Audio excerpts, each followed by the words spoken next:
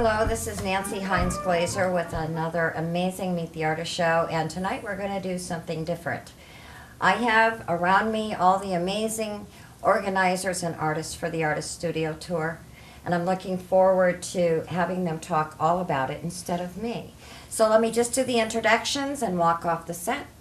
To my right is Judy Wukitsch. To my left, Greenfield, the coordinators of the Artist Studio Tour. Seated on my right is Simone Brown with Express Yourself Studios, Nancy Tobin, an artist, Rick Parker, artist, Russel Christian, artist, and Alves, artist. And that's it, so take it away. Thank you, Nancy. Well, this is sort of new for all of us, but it's going to be fun tonight. My name is Judy Wukitsch, as Nancy said. My official title is the Assistant Director for Recreation and Cultural Affairs for South Orange, and Ellen Greenfield heads 1978. It's a word you won't like, but what do you call yourself, Ellen? I'm a board member. A board member. We don't have titles. She's the Well, boss. the board member who coordinates the Artist Studio Tour with me, and a large contingent of volunteers. The South Orange Maplewood Artist Studio Tour is in its 7th year, and we started talking about it probably 8 or 9 years ago. The two towns had become such an arts destination. There were so many artists who were moving into town, who lived in town, were making art, as well as art venues that were starting to pop in. The Pierrot Gallery was open, the 1978 Gallery was open.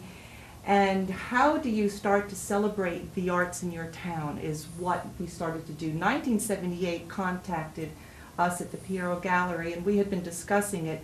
We talked with some other towns to see how they had done it, and came up with a format that we felt would be a wonderful celebration of the artists who live in our town, because artists bring so much to the community. They bring a vibrancy and a vital energy to communities.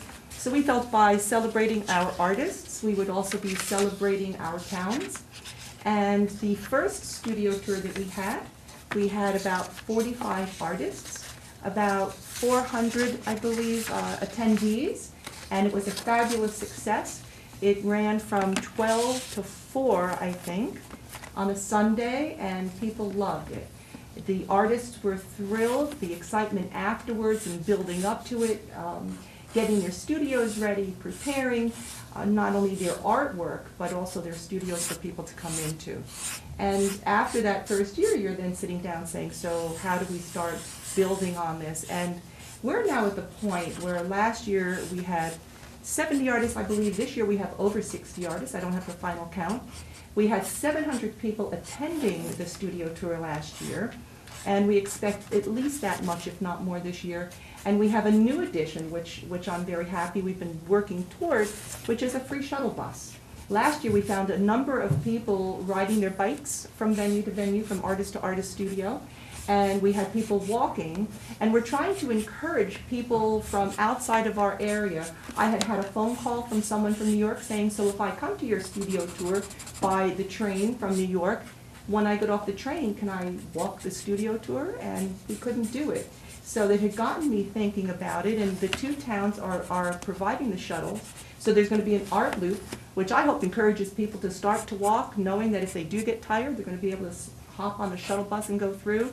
We're also going to be targeting some of the websites and blogs in Brooklyn and New York, etc., encouraging people.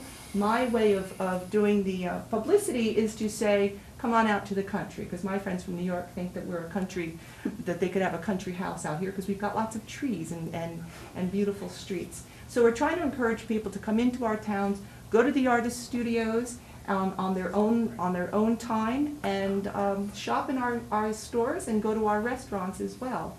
So it's an exciting event. Ellen? Well, we know we have a strong community of artists, and the Baird, Pierrot being the central focus, is a meeting place, as well as 1978. We have our brochures, and do come by and visit us. There are a number of programs in both places where artists find themselves coming together to share ideas, to support each other. It's a wonderful community of artists that we have. And of course, South Orange and Maplewood have artists who are performers and musicians. Broadway, a lot of Broadway people are here. But the visual artists, I think we have a list of about maybe around 150 or so who have at one time over the 7 years participated in the studio tour. So it just gets better every year, and everyone seems to be quite happy with it. And we have such interesting artists who are here. You've met the artists, and let's see what everybody is doing. I'd love to ask a question. Go ahead. What is the length of time? How many studio tours have you been on? Has anybody been on one studio tour? How many have you done? I think I may have been on 4 or 5. 4 or 5. At this point, Have yeah. any of you beat 4 or 5? I think 4. Yeah. We're old timers. Okay. And Luis, yours it's your first time. Well, it's my first time actually showing work in the studio tour, though I have been to 1 or 2 and just seen some other artist studios. It was something I was hesitant about initially because my studio wasn't really in a condition to accept visitors. So I was thrilled that we had the opportunity to show at alternate venues. So, which is where I'll be showing at the Gas Gallery in Maplewood. And I'm really excited about it because it's an opportunity to show all of my work on my terms. And I think that's something that, as artists, it's exciting to show your work, but a lot of times you're at the mercy of curators or you have all these kinds of restrictions. So I think, it's great for us to be able to show our work and a nice cross-section of it. And it's also great for visitors, the art-loving public, to experience that and to be able to have the dialogue with the individual artists and to have that exchange. So I'm particularly excited this year, and I have a feeling once I get going on it, it's just going to be, I'm not going to be able to get away from it like every year, actually. We have a piece of Lewis's work right here. Do you want to tell us about this piece? Well, I work in collage. It's all hand assembled. It does have a photographic quality, but it really is all hand done, hand cut. It's really has to do with, it starts with tabloid images. That is the constant element in all of my works. So it's recapping a lot of what's going on in current society, but the twist is I'm making high art out of something that normally is not. So, but this particular piece really speaks to the idea of really what's going on with anxiety and the economy and a lot of the stress that's really occurring all over. Has any particular artist influenced your work? Well, I'm very influenced by Andy Warhol. I know it's not the most original thing, but I do, the more I have heard him speak and in interviews and whatnot, and his sensibility about fame and pop culture, I am extremely influenced by him, as well as some of these other appropriating artists like Richard Prince. So those are really my main influences. But I work in a lot of different kinds of scale and color, but it's all very color driven. But those are my main influences. And Louis mentions an alternate venue because part of the tour for those artists that don't have a studio that is accessible or that is available to them, they may not have, some artists actually paint in their kitchens wherever they can. We do have venues throughout town. The Baird is one of them. We have the main room where generally there are 6 or 7 artists set up. 1978 is also a hub of them. And you have one of the venues as well. That's correct. This is actually our second year participating in the Artist Studio Tour, and Express Yourself Studios is absolutely thrilled to be a part of it again. We're very new to the community. We've only been in business for 1 year and 6 months, and when I say we, it's me and my husband. It's a true family business.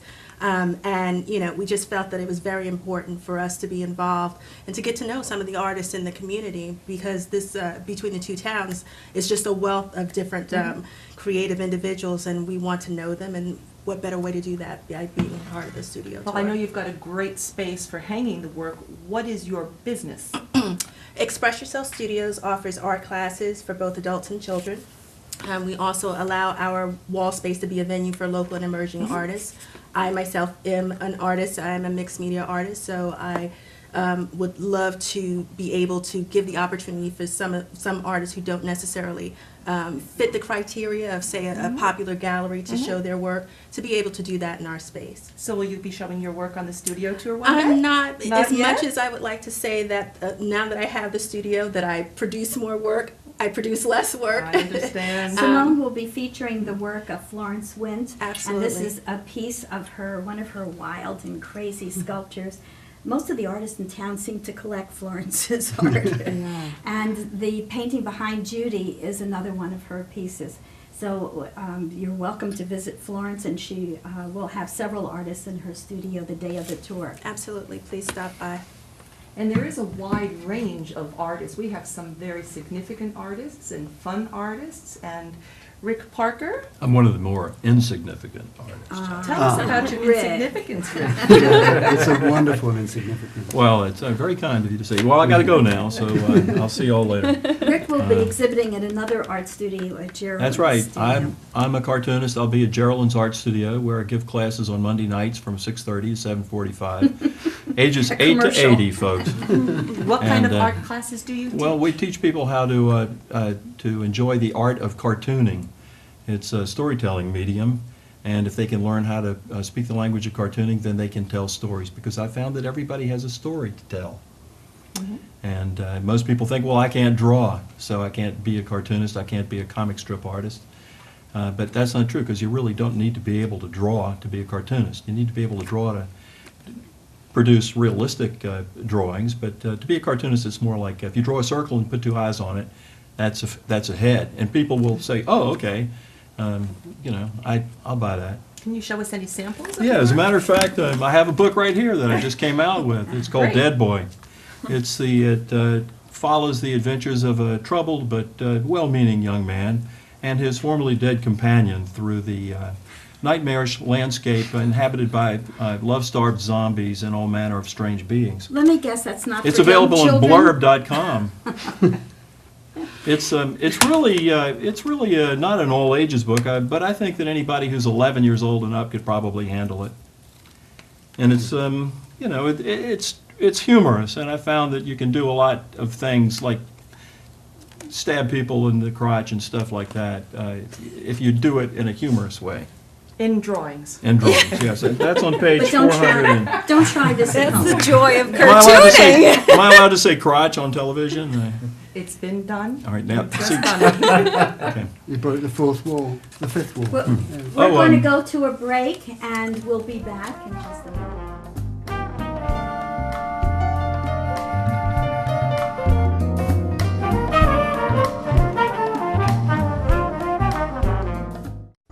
Warning, ruthless invaders are among us, and the future of fishing depends on stopping them dead. Only you can prevent invasive species from spreading before it's too late. Inspect, clean, and drain your boat, motor, and live wells, and properly dispose of invasive species on land, not back in the water. Stop these evil menaces from taking over and threatening our precious outdoor heritage. Inspect, clean, and drain. Do your part to halt the silent invasion.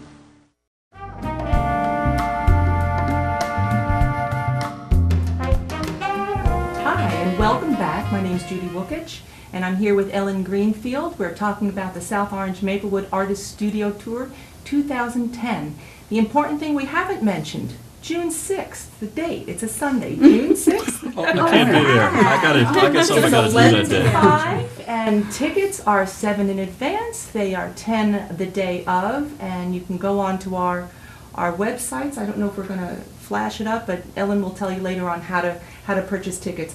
As we were saying, there is a wide variety of artists and art types of work in the town. Something for everyone, something to pique everyone's interest. One of the examples we have is Tara O'Leary. She does these beautiful landscapes. She'll be showing in her studio, and she's one of the artists who also has a number of other artists coming to her place. So there'll be 2 or 3 artists at that location. So you'll get to see her studio as well as other artists also. And we have Nancy Tobin. And Nancy, I believe you're also showing in your studio. I am. So how is that like, having people coming through? Uh, Mad I've- cleaning? Yes. It's more like taking everything and putting it in my bedroom Oh, okay. for the day. But And where is your studio located? my studio is, I have actually 2 rooms in my house. I have the attic where I do most of my painting, and then I have one of the bedrooms on the 2nd floor, which it functions more as an office space with a computer and that kind of thing, which I use quite a bit. And it also is an adjunct to my studio.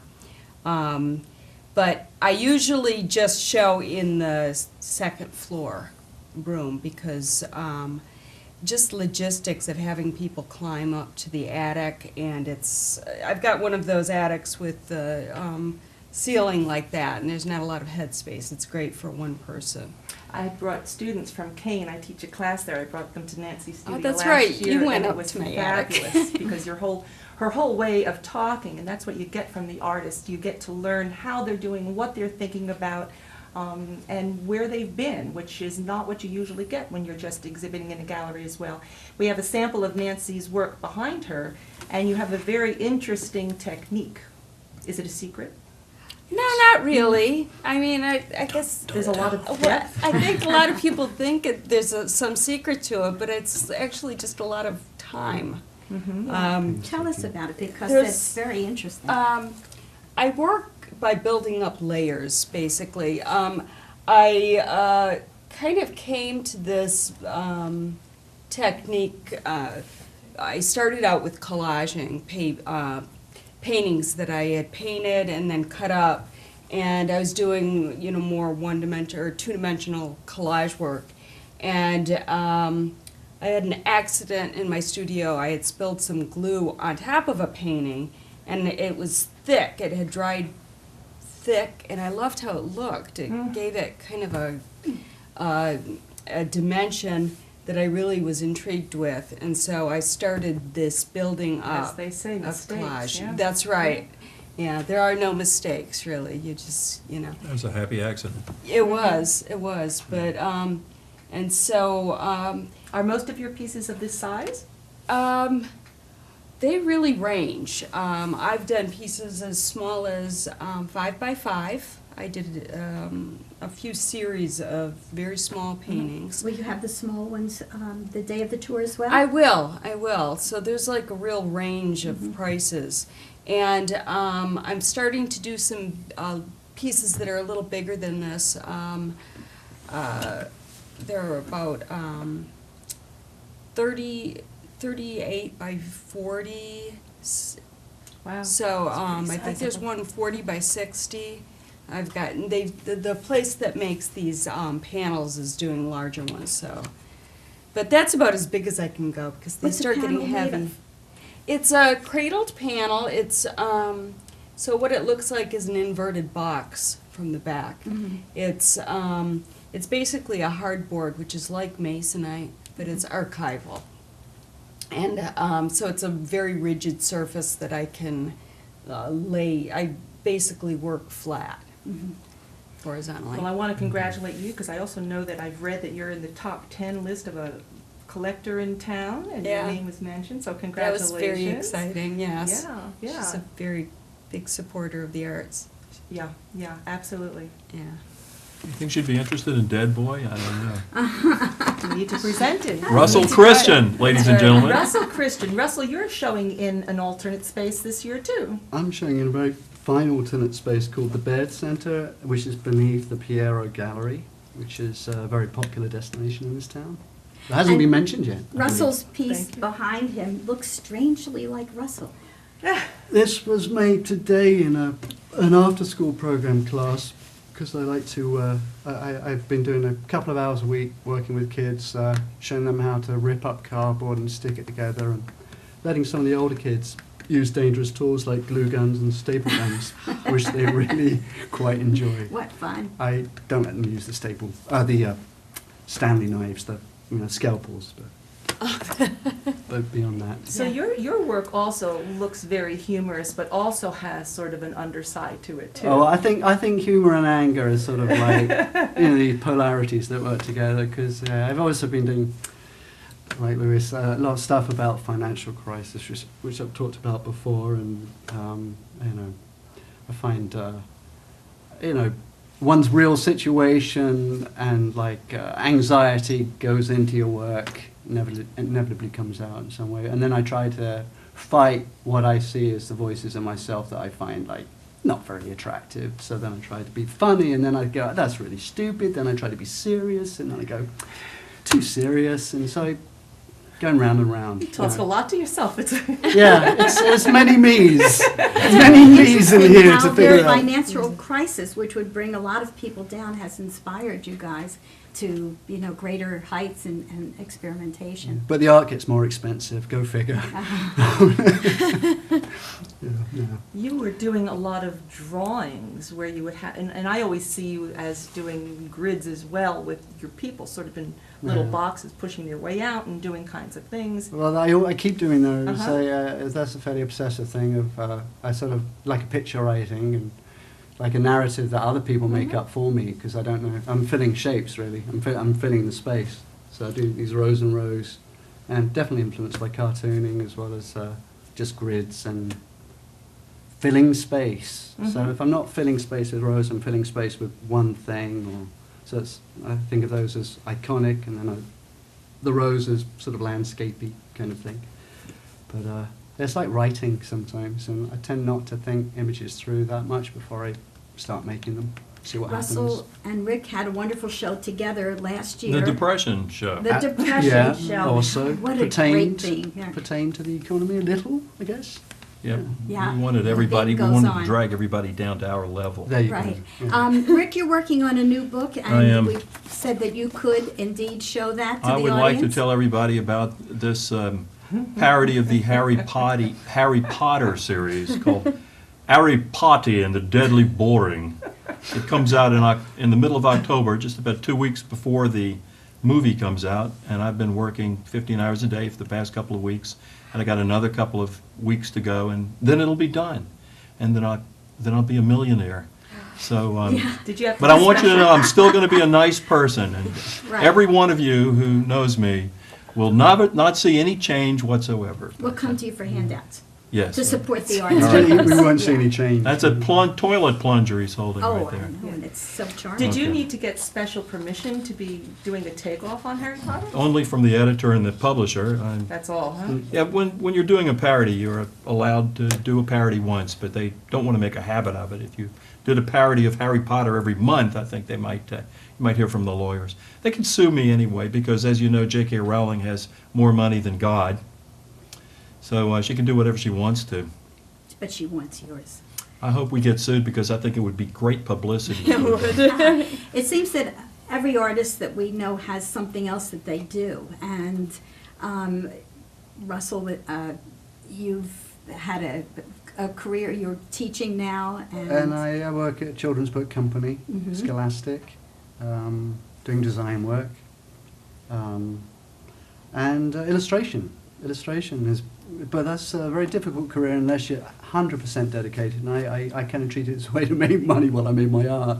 Big Yeah. mistake. You've got to be a dedicated illustrator and chase the jobs. And We're I happy wasn't that's that the way it dedicated. ended up for you because we have you now, There right? you go, In the artist yeah. tour. And I make crazy paintings Louis- instead of sensible illustrations. So. I love this guy.